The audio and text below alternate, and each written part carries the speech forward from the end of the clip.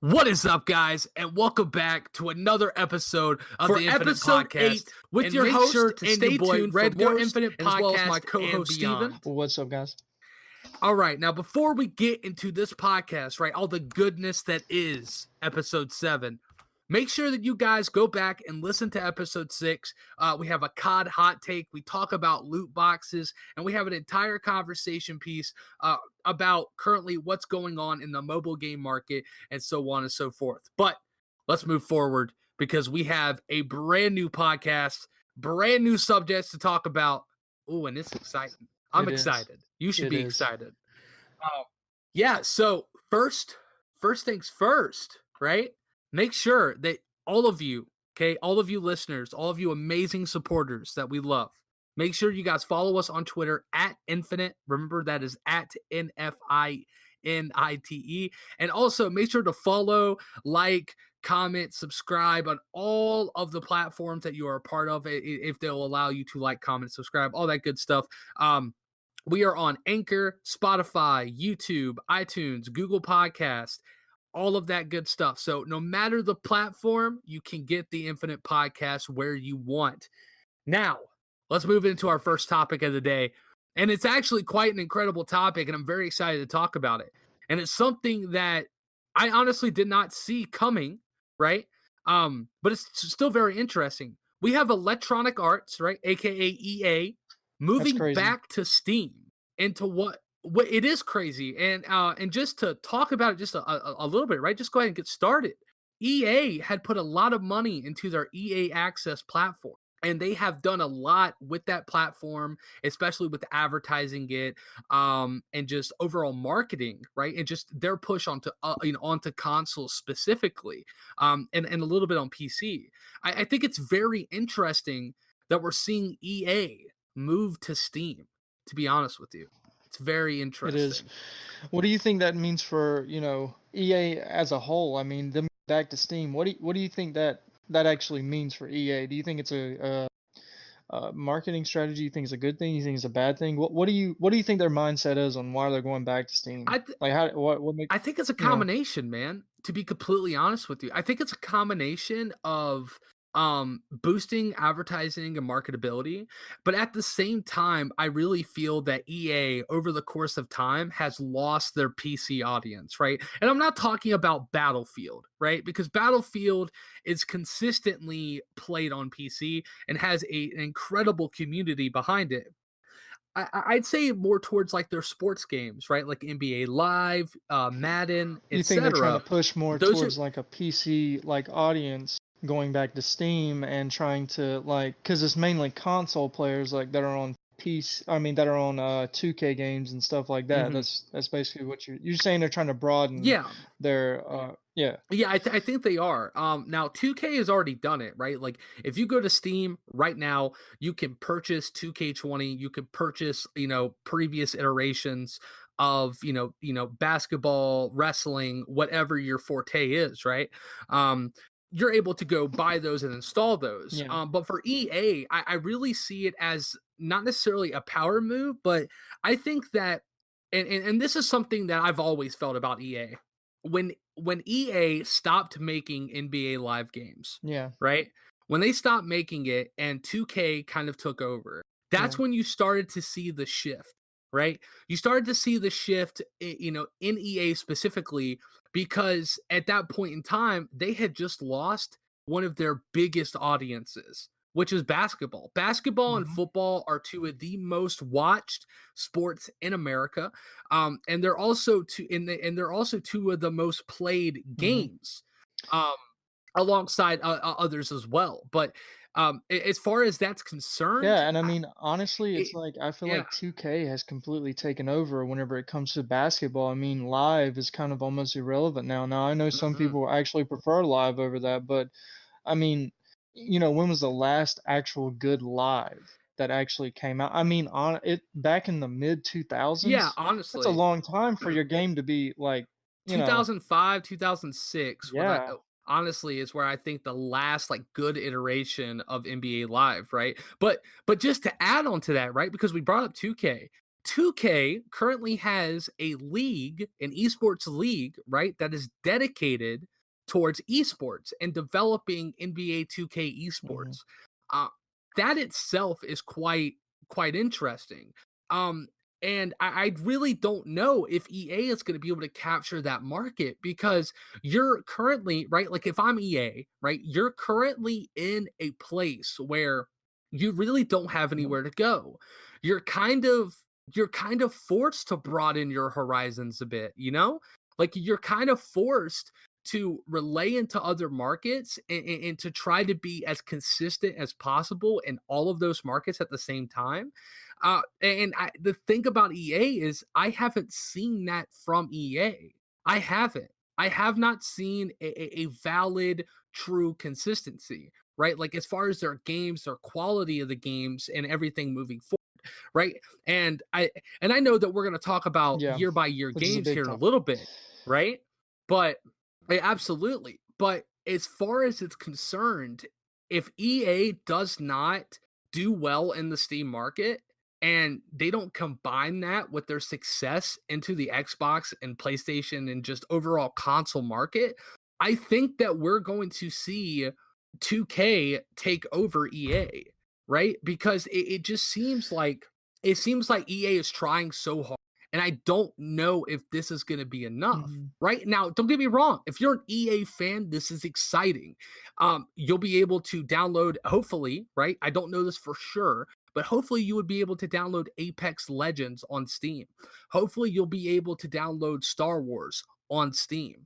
Hopefully you'll be able to download all these games, right? Which, by the way, I know Star Wars isn't on our topics today, but that could be another potential Yeah, advertising and marketing push for them, right? Why they're moving to and they're PC. pushing the Just Last to add Jedi, that. like the game. Yeah, Yeah, they're hard. yeah. Yeah, they're pushing it hard. Who knows, right? Like this could be why they're Oh, doing I'm it. sorry, I'm the specific. Fallen Order. I think Oh that no, was what yeah, it was. I believe so. But as far as it's concerned, like their problem isn't in their shooters and their adventure games, right? Their problem is in their sports games Hmm. and the fact that they're making these games every year. They're losing money every year, except Madden. Like they're losing money on NHL. They're losing money on their basketball game, right? Live. They're losing money in certain areas, and I think they're trying to make up for it by going again to the PC Yeah, market. But who knows, right? Like time will tell. And I'm really curious of the future for EA and what this is all going yeah. to I mean. mean, I agree with you. Um, but just to switch gears here, we have a little bit of information for you coming out from our good friends at Bethesda. Uh, as usual, it's always good news, right? Coming from Bethesda nowadays. I Uh, swear, man. There's always something. It's so always something. and I'm not. I don't. I listen. I love Fallout. I love the Fallout series, but I don't know if anyone else has paid attention to what's going on lately with the Fallout 76 stuff. I mean, I know we touched on it last episode, about the problems going on with Fallout, but you know, with the private servers and the scrapbox issue that is currently going on, I feel like that's a big issue. Currently, there's a thing where they're having private servers, and you pay $100 a year, or I think it's like $12 a month, something like that, at around that area. But it ends up being at least $100 a year that you're paying for this service. Um, and apparently, the private servers that you're getting for Fallout 76 aren't even really that private. It says right here the private aspect is up for debate. And I'm citing this from Forbes. Players with big friends lists, i.e., merchants who sell players' goods in the game, are finding that they can't prevent people from joining their private servers where they just want to relax and play by themselves or just play with Which their is friends. Without some sort of invisible mode or other players can see your instance. You know, there's situations like that where your servers aren't even private, and yeah, and and you're you're paying labeling for the them as private service. too, right? Yeah, Like yeah. you It's you like would think anyone on your friends list can join your private server. That doesn't make it private. yeah, You should be, exactly, yeah, right? Like you should have to send an invite. You yeah, should have to do something within their system in order to make it available to the people that you want to join. Yeah. And I don't understand what is going on with Bethesda currently, Yeah. because here's the thing. They make phenomenal single player games. No one can knock that. No one could say otherwise. Look at their history, Yeah. right? They've cemented that legacy. Yeah. Now they're trying to cement a multiplayer legacy, and the problem is that they are going the complete wrong direction. Yeah. And I'm not understanding why, Yeah. right? Like, why would you charge players $100, right, a year, right, like roughly $12 a month For a for game, listen, this yeah, game came out, listen, 3 to 4 weeks after this game came out, it had a price drop. yes, it sure did. That's It had a not so price you mean drop of like $25 or yeah, something. and you're asking people to pay $100 a year for this service on a game that isn't even fixed as is. This game already still currently has major problems, Yeah, it and does. you're asking $100 a year from people right now? There's another thing where it says, players are reporting dead NPCs and looted areas when they get there, implying that these are not actually new instances, but instead reused old instances as a brand new private world. That's really odd, right? Yeah, And if it's it kind of sounds like a slap in the face, especially to those who because here's the thing, right? When Fallout 76 was coming out, when that game was announced, a lot of people did not like the whole fact of the multiplayer aspect of the game. Um, but as far as is concerned, I was really excited about it. I was like, wow, finally we get a multiplayer Fallout. I can play with my friends. My girlfriend is a huge Fallout fan, and me and her could be able to play Fallout together, which is really cool. Um, and I was very excited.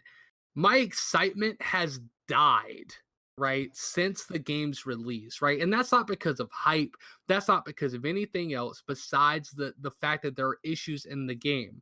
Like, for example, right, just to touch on this just a tad, they added a battle royale mode to the game, which I thought in my mind was a pretty good addition. Fallout really simulates a whole battle royale esque, especially with its lore.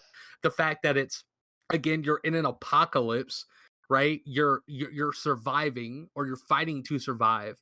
So the concept makes sense, but you do that, you add that mode with still without fixing the problems that need to be fixed. And all they're doing is they're applying band-aids and they're right, not and performing yeah, surgery. You it's know what like I'm saying? one of their biggest It's selling just I don't know. points for this whole thing is the scrap box.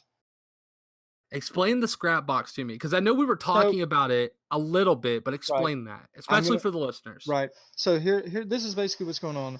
Players are reporting that they have deposited hundreds of units of scrap in their new boxes, only to find that the boxes has eaten them. The scrap disappears from the instance and they can't be found again, even after relogging. So they put anything they want into that scrap box. When they come back to it, it's no longer there. Now you see, I want to add something because it would be really cool if the scrap box just scrapped the items for you Hmm. and gave you the materials for it, right? And place it inside the box. You can get it later. No, everything's gone But whenever they place it into the and box. that's insane. Like That's think about it. insane, man. You're paying $100 a year for your items to disappear.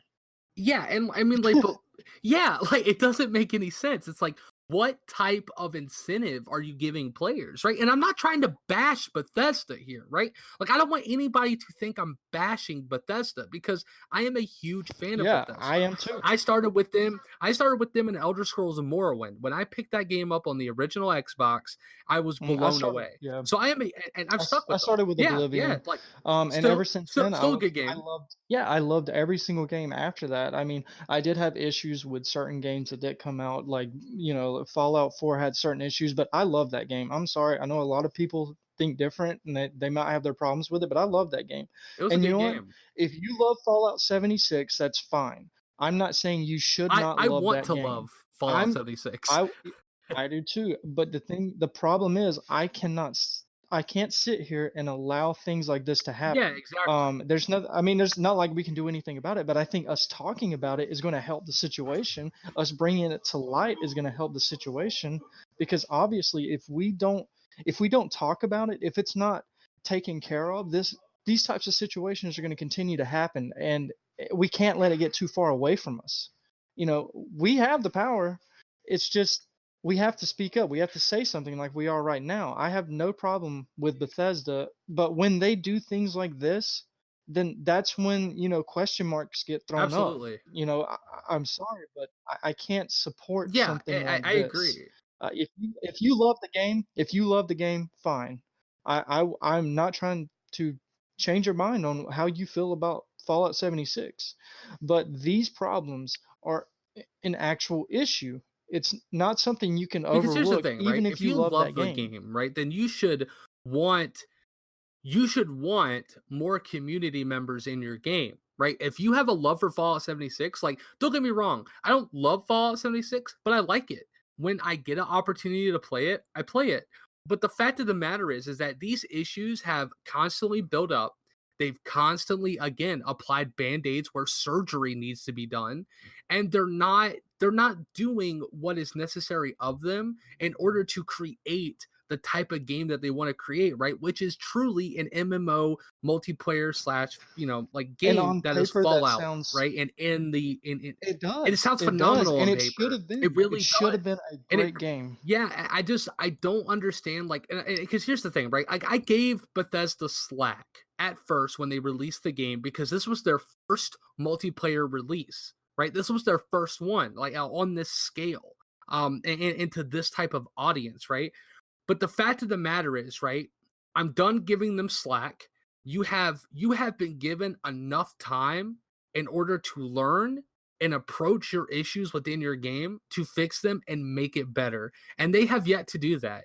And until I see Bethesda do that for just me personally, it's going to be very hard for me to want to play anything that is multiplayer based from them. And I don't think that they could sit there, and even if if some member of Bethesda were to listen to this podcast, I don't think that they could No. disagree because you've constantly reaped away from your community, whether you did it on purpose or not. The point of the matter is that, again, you're not facing the Yeah. music, right? And not only that, and not only that, like, the community is trying to get you to face it, and they have the song picked. It's You like, just don't want to dance, and I heard that's that the there was problem. issues going on with this game where there were uh, previous issues from Fallout 4 that got brought over into this game. Did you remember hearing about that? Yeah, no, I do. In fact, like, I did experience some of those You problems. did. With the when the game like first came out. Hmm. Um, for like the first week, I was experiencing glitches and hitches that specifically some of them were in Fallout 4, others were brand new. Like, I can't remember, like, specifically right now. But I do remember an instance where I had got a camp and I started to build my camp. And Hmm. when I built my camp, after I had finished building my camp, right, and I solidified it and I saved it and I did everything the game told me to do, right, and then if I loaded into a new server, it would be right there. I did all of that and my base was gone. It Oh my deleted God. itself. It I would be disappeared. so That pissed. happened. That happened 5 times in a row. 5 times.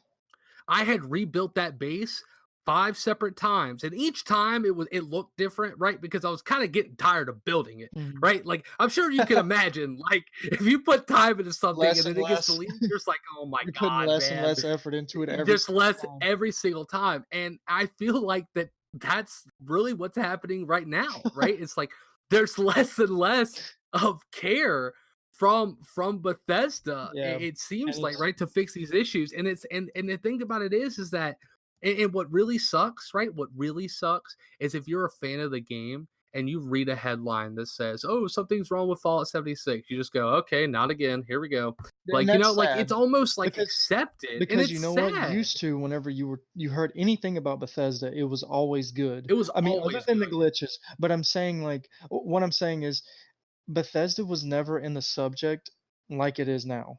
It's in a subject of bad games.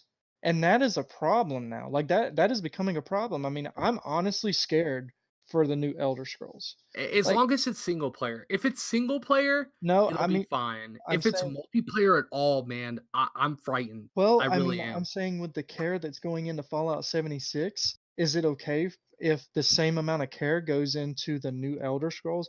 And you know Mhm. that the backlash they got for Fallout 76 is going to be nothing to the backlash they're going to get for Elder Scrolls 6. Can If you it messes imagine? up, oh my Beca- god, dude. it- The That uproar from the people, man. Like that's the crazy part about it is that and you know what? And just to bring up this point very briefly, right? hmm Because I don't want to talk too much Sure, longer sure, on the topic because we do have some other stuff sure. to get to, all right, you lovely listeners. Um but Bethesda has a community that is tight knit, right? Very much a community that supports them, that wants them to, do well, that wants them to, be at the top, right? Because here's the thing, they're a triple A developer company, but they did it on hmm their own. Especially in this day and age, it is unheard of. You have so many indie companies that are trying to get to that level, but no one ever will ever again do it like Bethesda did. And that's just a fact, right? You might be able to replicate it, you might be able to, take some things They from it, definitely but you're not they Bethesda, definitely set the bar. and you're not gonna make the impact. Yeah, 100%, and you're not gonna make that impact. But you see that tight knit community starting to fall apart, and that's a Mhm. problem, right? This is what they need to do, and I'm gonna leave it at this as far as my last Sure. comment on the subject. Bethesda needs to listen to their community. They need to stop force feeding what they want into their game to their community. And they need to be honest and transparent about everything as well as the problems. There's nothing wrong with a developer talking to their community and saying, "Hey, we know we fucked up. And this is where." And and we've heard what you guys have said. You guys have said this. You know what I'm saying? List them, and then you start to address the problems. And then you start building faith into your community again because you are actively addressing the issues and concerns that all these people have. Hopefully, hopefully they do. But as far as it goes and as far as it's concerned, I'm not sure if Bethesda will. And the fact that my hope for Bethesda has fallen that low, I just like I don't think because like the thing is like especially the listeners, like I could say I'm a huge Elder Scrolls fan all I want, right? But I put in over 300 hours into Morrowind. I put in 300 hours into Oblivion. I put in 300 hours into Skyrim, right? I put in so much time into these games and I have such a love for them, but it just, I don't know. It feels like it's dying Right. slowly but surely. And it's not a Just to good close feeling. on this subject, Sure. fix your fucking games, please. It's that I, simple. Fix your fucking games. yeah, please just listen. Listen to your community, right? Because that's the biggest thing. But again, yeah, let's move forward. Bethesda, we love you. Just please fix it. Um, but moving forward, right? This is and now I know that we mentioned it earlier in the podcast, but now it's time to bring it up. Year to year games, right? We see that with NBA 2K, with Madden, with NHL, every sports title, right? And also including Call of Duty. WWE. Now, and WWE as well, yes. The fact of the matter is that with year to year games, right? Just to start it off, we are seeing a correlation of lowered quality every single year, right? And I feel like that we're seeing it in every single space, right? 2K20, when that game first released, had tons of issues and problems. Not only that, when they released the game, the community was told about so many different features that were supposed to be in the game that weren't there. And there was never just communication or just trying to relay information to the community. It almost didn't exist, which again is a problem. And I feel like EA has that same problem as well.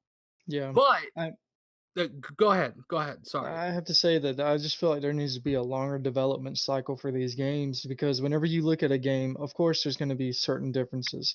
But 2K, 19 to 2K20, a lot of you can say there are, oh, the game's so much better than 2K19. This game has got so much more stuff. That's fine, but really it's the same game. Honestly, it's the same game. Every single 2K game is basically the same with just updated graphics and a different roster. Well, Yeah, updated rosters. And they don't implement any time into the stories. They don't, there's a career mode going on, um, and basically the career mode is, I mean, I don't enjoy the career modes. I'm sorry, but like, I don't feel like there's, that much effort going into them. It's just yeah, not that good to me. Now, like I said, I mean, you might love the career modes. That's fine, but obviously you can tell there's a lack in content in absolutely. those games, and they are, and they are like crammed with microtransactions nowadays. You play a Madden game, it's crammed with microtransactions. 2K crammed with microtransactions. It's like, yeah, the only thing they have added to 2K games or year-to-year You wanna know what's games are crazy? microtransactions. There's new there's new Yeah, no, absolutely. microtransactions But every I year. just You want can to say touch on that. microtransactions, right? So I was on Twitter, right? And I was Hmm. scrolling the other day, and this guy had taken a picture of his GameStop receipt. Hmm. And the quoted tweet said, "Out here grinding to get my player to 99." And I looked at the picture. He spent $400 on VC. What? There have My also been God.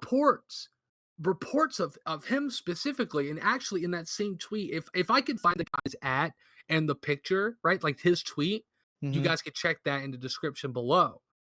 Because it actually blew my mind. Right now, some people probably are like, man, they ain't nothing, man. I spent like 1,000 on VC, man, throughout the year. Like, that's fine. That's fine. I never will spend that much on DLC for a Yeah, video game. You're not gonna catch me spend your doing it. money how You're you want to just not. spend it, but Absolutely, you'll never catch me absolutely. doing that. But you should not, because here's the problem, is that he was forced, okay, forced to buy VC in order to upgrade his players to where they want to be, right? Which is fine. Like, I understand the concept. They need to have a money building mechanism in their game, whatever. I understand that. But when you cram it with microtransactions of every single sort, of every, like, it doesn't matter if it's, cosmetics for a player, or, helping their stats, or whatever the case is, or even just like with Call of Duty, right? Like when we're talking about COD points, and how and how they like completely restructure every single game to be different and work in a different way with microtransactions, and it almost becomes confusing. So people just end up spending the money and saying screw it, instead of trying to understand it. I just buy what I want, and that's all that matters. Yeah. But that's a problem. And I feel like that as companies go on, right, and the more that we see these year to year games, and we start to see kind of what's happening, I really don't feel like there is a Yeah, I mean, connection honestly, to people anymore. It's let's it's just last thing. It's all, okay, guys, we're gonna take this game that we made last year, and what we're gonna do is we're gonna make the same exact game, right? But it's gonna be different rosters. It's gonna be insane. We you can know, sell it for sixty yeah, and dollars. you know Like, what? You know what that's would be a good insane thing? I to me. mean, I guess it wouldn't be good for the companies, obviously, but an idea that you could have, and I don't know, somebody maybe, tell me in the comments down below what you actually feel about this idea and how it could actually work. But what if they just made NBA 2K and it was completely free to play, and it was, say a free to play game, and but it was online. Obviously, you could play it offline for like local and stuff like that. But what if they just updated the game yearly and you never had to buy another one? You just had to buy that one time, and they updated the game yearly after that. And then Sell me a roster they're making pack. their money off Sell me a micro. roster pack. Yeah, a Sell roster me a pack, roster pack for like something 10 like that. bucks, 20 bucks, right? Of every single player that just got put Yeah, into the NBA, right? Like Zion, for example, right? I'm a Duke fan, right? I'm a Blue Devils fan, right? For you listeners, if you're not, I'm sorry. But moving forward, but moving forward, like for example, right? Like if I want to play with Zion, right? Because he's on the Pelicans. right.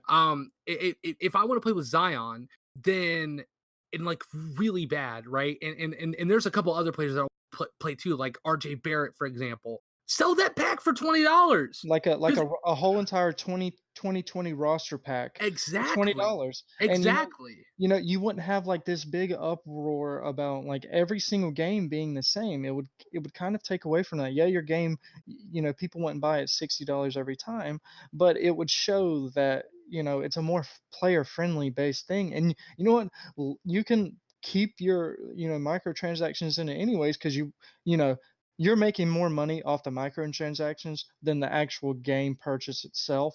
Like that's Yeah. more just like your guy spent $400 400. on VC. The game's $60. He spent 400. So he's put in, let's just say, just with that, he's put in almost $500. That's one person has spent Yeah. $500 on your game. So it's not going to Yeah, hurt not at you at all. all. Really, it's not to just make it a yearly service. Like sports games should be yearly services where you just buy maybe a $20 roster pack. And if you want to play with the current roster, you will have to And pay not that only that, $20 for a roster yeah, and update. not only that, That's right? more Just to add, understandable. right? Just, put the icing on the cake here. Another thing you could do, right? Like make your game free to play, right? And here's the thing, release that game, and for 2 years, okay, for 2 years, it stays the same. Then what you can do is do a complete graphic overhaul of that game, right? Because you sat with the game for 2 years, you understand how it operates, and you're seeing the progress made. Then at that point, you can reskin the whole game, and all you have to do now is give out an I mean, update. Fortnite just did it. They took Yeah, like what Fortnite was it? just did it. Yeah, so it's like you can do the same thing. You can update the game whenever you need to. And heck, if you need to take, turn the servers off for like 2 days. If you turn the servers off for 2 days and do the roster update the graphics as you need, that's fine. But could you imagine like a yearly service sports game where you don't have to rebuy the game every single year just for a $60 roster Yeah, update? no, That absolutely. would I be think that so that would much be better. phenomenal. That it would be, but here's the thing though, they're really not losing money. Like, okay, like, let's go into the business aspect of it just a little bit, right? Hmm. If people are buying a copy of your game for $60, right? Hmm. And they're paying for, VC and they're doing all these things, right? But let's say you switch to a model of free to play, right? Like, let's say they go with the model that we Yeah. suggested. At that point in time, 2020 roster update comes out. That's $20, right? And then you could have a deal. If you buy the 2020 roster update, you could get, let's say 1600 VC for $10, Hmm. right? You just sold VC and a pack. You just made $30 Exactly. off one And you person, and you multiply that by a ton. They're not and you losing also anything. boost your player base by making your game free to Absolutely. play. More And you're people making who more don't money. have the money, here's the thing, with the way sports games are right now, if you don't really have the current up to date sports game, it sucks because you want to. If you have, say right now, if you're playing W or 2K16 on anything, WWE, 2K, whatever it is, you kind of always want to play the new one, 2K20. It has the updated rosters, it has all Mhm. that. So, and some people just don't have the money to buy that brand Man, new I game. used to buy But you, just to add, I used to buy a Madden. Okay, so the last Madden game I bought, okay, that I paid $60 for, right, mhm, was Madden 2006. Okay. And the fact of the matter is I actually got like top 3 in a tournament. So I got a free copy of the game anyway. So, but I had already had it paid off. So I had 2 copies of the game. But anyway, I bought Madden '06, right? I did not buy another Madden title until 2012. yeah, Okay, because of that issue, right? If they had a free to play game so I could install, update my roster when I want, blah blah blah blah blah, right? That would just mhm, be a lot more acceptable, right? But um now to touch on Call of Duty, because I think that that's a very big just yeah, franchise in general, and especially now, right? Because we yeah, have this franchise league, we have all the COD teams, and now we're moving into a very, to a much more professional, setting for that game, sure, right? They need to make Call of Duty, every Call of Duty. Okay, I don't care. I'll spend the $60, but put it on a 2-year interval. Have a Call of Duty game last for 2 years. Develop your player base on that title. Build momentum going into your next game, and then play that game for 2 years, and so on and so forth. right? Because here's the thing, with Activision, you're not getting a free to play model, Right. right? Like you're not, unless you live like a small town in Taiwan and you're like hacking to get the game for free or something. Like I don't know. Um, but my point is that with Call of Duty, people would be okay with that. Like with Modern Warfare, the game that just came out, I know for a fact that next November we got a new Call of Duty coming out, right? Yeah. And their whole exclusive crap with Spec Ops, right? Where you can't play Spec Ops for a year on Xbox or PlayStation. It's specifically like a mode within Spec Ops, right? It is not all of Sure. Spec Ops, right? Just to clarify. Um, but the fact is, right? You can have exclusivity on whatever you want for a year. And then the following year, everybody gets to play together, right? So you get your exclusivity, punch. You get that, right? And you're able to do that. And at the same time, you're allowing, for a larger gap of time of people to for everyone to enjoy the content together, right? So you're in reality, you're kind of rebuilding hype for your game, like on accident, or if it's on purpose, then it's on purpose. But the point is that you need to create things that are constantly going to, push yourself to go Right. further with your title. I think that Activision, I think EA, I think 2K, I think every single one of these companies needs to reevaluate what they are doing, because the fact of the matter is that people have caught on, people are Yes. tired of it, and they want something new. And I really think that we're going to see this model come Yes, give your crashing games down on their time to heads if develop. it Like doesn't develop your change. games, S- please. Like it doesn't yes, take more please. than just like what is it, 9 to 10 months to develop a game. Take at least 2 years to develop your game, please. I promise your base will appreciate that a lot more because you're number one, you'll be able to let your current game have time to breathe. Yep. Number two, the game you're going to be putting out is going to be, less glitchy, less, less problems because it's been through a proper development cycle.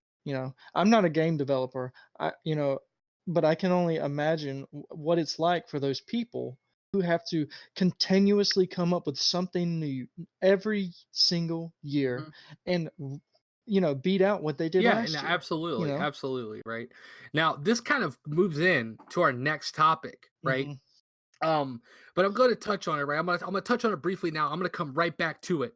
right. Uh, but there's an issue currently with how, specifically, Mark Cuban had said that currently esports within the United States is currently not profitable. It's a bad business, I'll right? let you take And he this. says now he says that it's a bad business because of the of how it is on players, right? Now here's the thing, right? Just to kind of go back to what we were talking about, development cycles, that would improve that a lot, right? It would improve that for the player, right? Because they have more time with the game. It has less time of it changing like over and over again, and there eventually becomes set metas.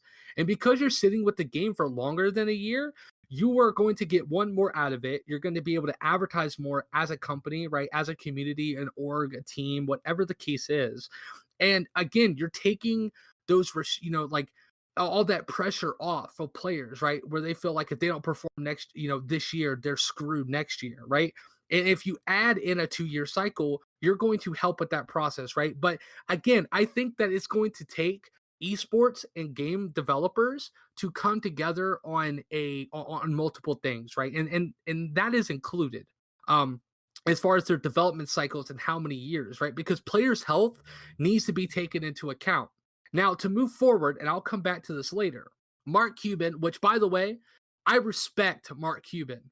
Absolutely respect him. I respect his business. I respect what he has done with the Dallas Mavericks. I respect what he has done with Mavs gaming and going into the 2K League. But this is where Mark Cuban, I feel, is wrong. Now I want to state that he is right with the fact of the matter is that you want to have a system in place that makes you a lot of money without doing a lot of work, right? Because here's the thing, everyone in the world wants to make a lot of money without doing a lot of work, right? Like that's the goal, right? Like I know not everybody in the world wants to wake up at 8 a.m., work till 5, and, and go from there. Now, yeah. the United States currently does have a growing market. And now he's also right with his statement of saying that if you were to have a team in Korea or China or Japan, it's very profitable. Here's the problem with US esports teams. And again, I think he's both right and wrong, and I will touch on both. Now, where he's wrong is that, yes, in the United States, teams are, like profitable and it is not bad business. The problem is that the model and the way that people are, how people are as far as accepting of change or just additions of anything is slow in America, right? And I'm not sure why, but it's just true, right? If you look at anything, people just don't like change. And if you try to add something in, people really don't like it, right? You have to give them time to adjust with it and sit with it. And that's just a fact, right? And I'm sure there's a lot of people out there that feel this way. Um so as far as that is concerned, right? Um in the United States, you have to do more than just run a team. You have to, as a business, like esports is 24/7, 365. And I've said this privately, I'll say this publicly. If you do not love esports, it will eat you alive. It will eat you alive. And that's the truth. You're going to get slammed with so much stuff and have so much We pressure have a on lot of you pressure on that you feel us. like We the deal with it all the world's going to time. cave in on you. Yeah, absolutely, right? Being an organization owner myself, right? With you, Steven, Right. it's gotten to the point, right, where we understand the stress, the pressure, the level of what you need to be at and where you need to go in order to be successful in the United States. Now in Korea and all those other places that he had mentioned to be, very profitable areas, it's because they've been with esports since the 90s. Esports, okay?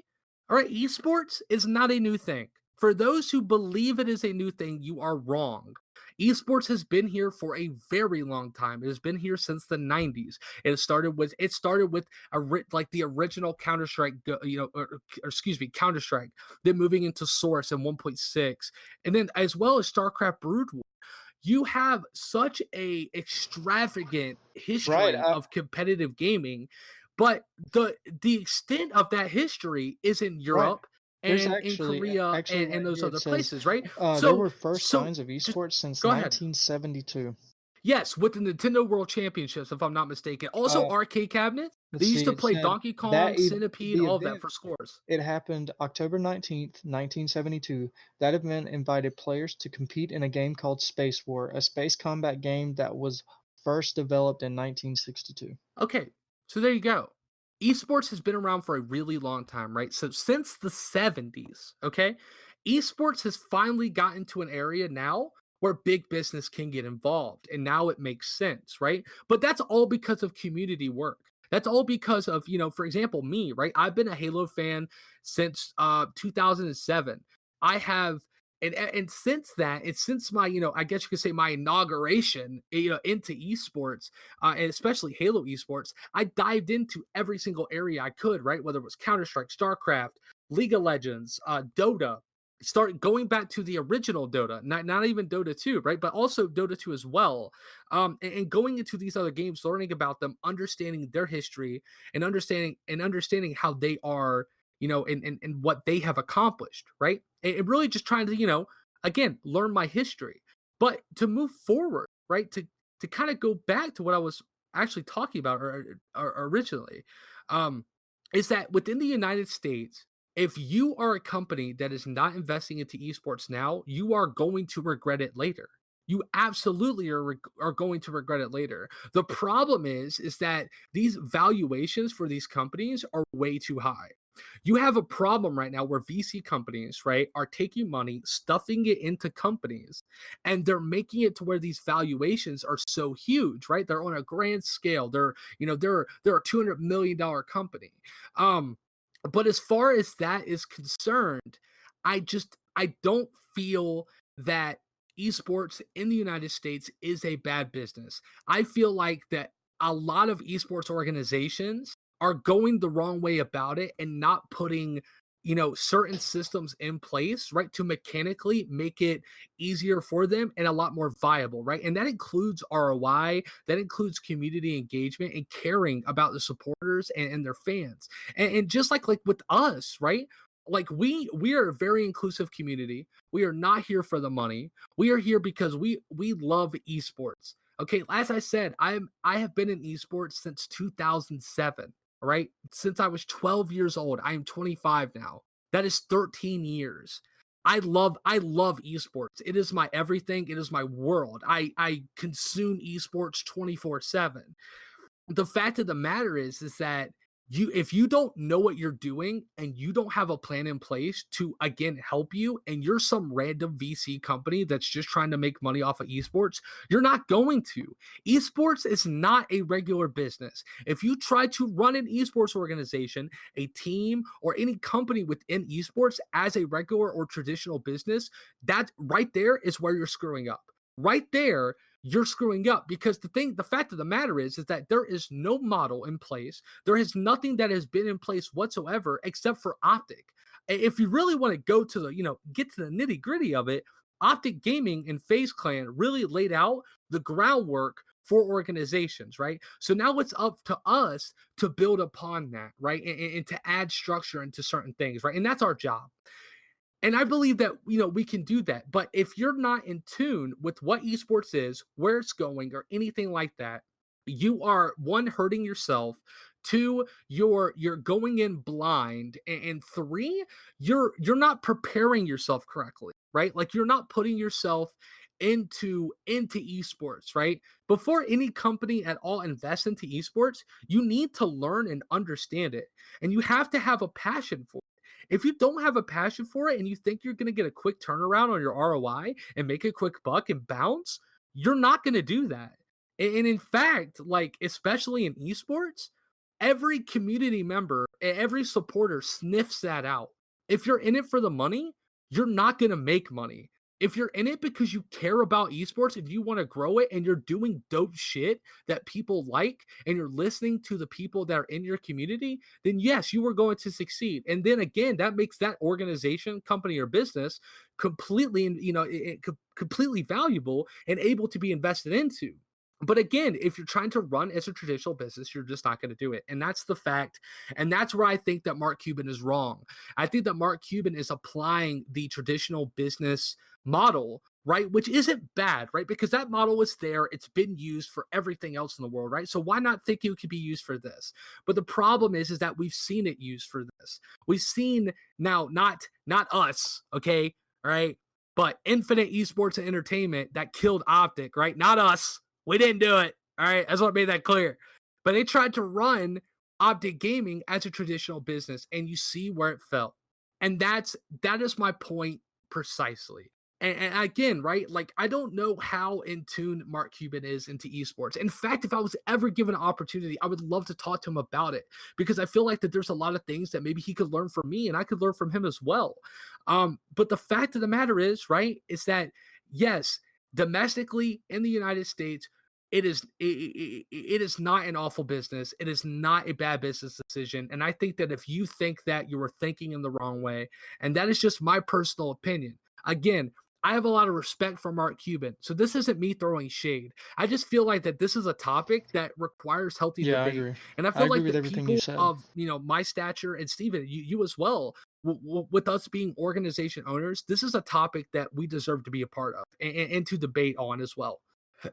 And it's really it's just, it's very interesting, right? It's very interesting. But again, I think esports is growing, and I think that it's going to reach a pace of growth that people aren't going to expect, right? It's all about the numbers, it's all about the figures, right? And people are like, well, the numbers and figures aren't necessarily there, right? Like you can't tell between US and Europe. Okay, but those platforms need to put those things in place, right? And then we could get to that and fix that, right? Just to add, because I know that's another thing that he had said as well, but just to, I guess, rebuttal his point, that's what I would say to it, is that it's up to these platforms and up to organizations and people to work together, right? Like there has to be transparency in the industry. If there's no transparency, then yeah, it's going to stick at a slow growth pace. But if we come together and allow transparency to happen, we're going to see an extreme amount of growth in such a Right. short amount of time. I Um, think. but as far as that goes, No, go that ahead. is I'm all I sorry. Go have to ahead. say on the subject. As far as his comment on esports is concerned. Now, go ahead. No, I was gonna say to the wonderful listeners and supporters, I want to thank you guys for listening to this episode of the podcast. Now, make sure that you guys like, you comment, you subscribe where applicable, right? Where you're able to do it, be a part of, help us grow by being a part of our podcast, being a part of our content, right? And also make sure that you follow at Nfinite on Twitter. That's spelled Nfinite. We're going to be doing tons of giveaways and tons of things to give back to the community and the members and just supporters that have been with us since the beginning. You guys are amazing. You're the shit. I absolutely love you. And it is truly an amazing experience, and I'm honestly very humbled every day that I get an opportunity to talk and have Thank you. these wonderful listeners, hear what we have to say, right? It really does mean a lot. Thank you all so much. Again, I'm your host, Red Ghost, and this is my co-host, Steven, and and this is going to be the end of episode 7. Again, make sure you guys listen to episode 6. There's a ton of content there. And also make sure listen to this podcast all the way through. If you're at this point, you've already have, and I love you for it. You're amazing, right? And the world should love you. Let us know you watched all the way to the end. That way I can tell you that I love you, because I do. But anyway, guys, thank you again Hmm. so much. And that's it for this episode of the podcast. Make sure to check us out on Monday for episode 8, and make sure to stay tuned for more Nfinite podcast and beyond.